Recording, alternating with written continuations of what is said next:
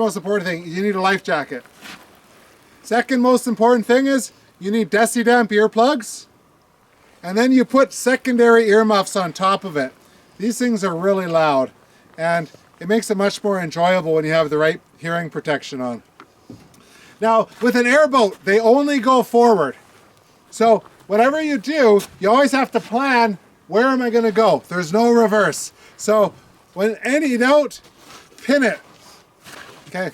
The way that we steer it is we move this lever back and forth, and that moves the propellers, or sorry, the rudders.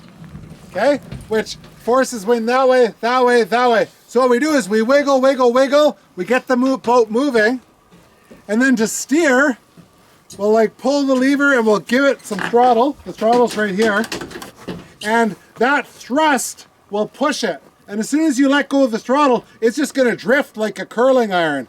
So you really got to use the throttle and the steering lever to get momentum. And you're kind of like, on this snow, you're like sliding around a curling iron, or what do you call those? Curling like rock. A curling rock, yeah. So that's the one big thing. The next thing is when you go into the water, this the propeller, it creates a tsunami effect. Okay, so it's pushing water away from the back of the boat, creating a massive void.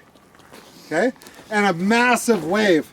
So when you're in an airboat, the very first lesson is never let go of the throttle. If you're going along and there's a tsunami behind you and you let go of the throttle quick, that tidal wave is going to come over and swamp your boat.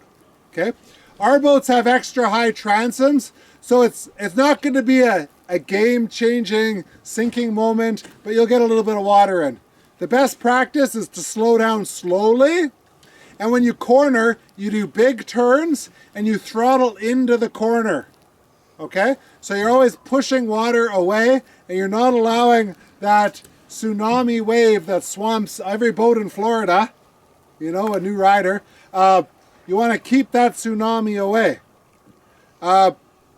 Another thing I find is when you're transitioning from water to ice, you want to approach at a good speed, and when you get to the ice edge, that's when you give it full throttle. And you want to go straight, because as you come up off the ice, it's going to push down the back of the boat, and that propeller will push all the water away. It's creating that big void, and as long as you keep that thrust going, it'll stop that wave from catching up on you. Okay? When in doubt, always more throttle is your friend. Generally, when you drive these, cruising RPM is about 4,000 RPM, but you always have an extra 1,000 RPM for getting out of shit and starting to move again.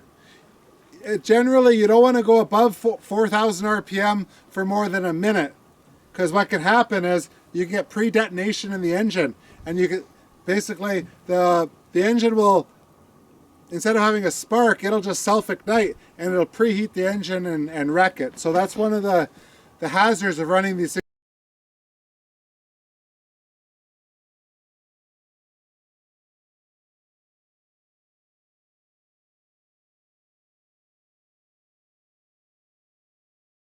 things at such high RPM for so long. So yeah, that's about it. So what we're going to do is we're going to practice on this snow, and Matt's going to come along here and he's going to try to navigate smoothly, try not to have any big jars and bangs, and just get used to the throttle. And once we get really confident with this, then we can try fooling around with the water. So hop up here, Matt. Hop into the driver's seat.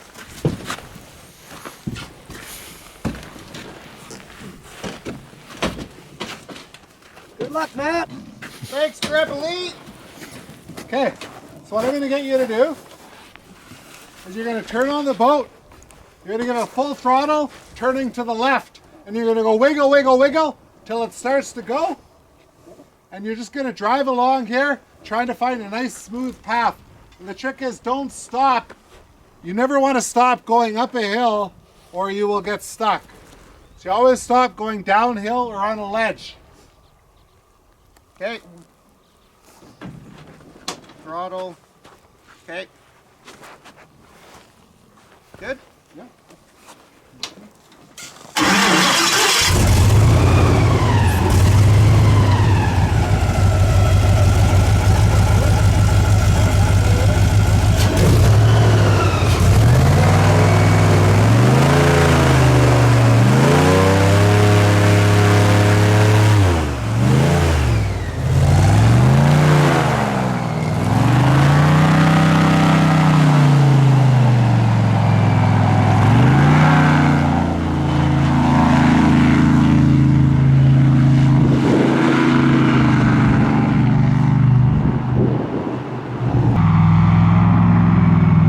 We've only taken it out on light stuff like this. Right.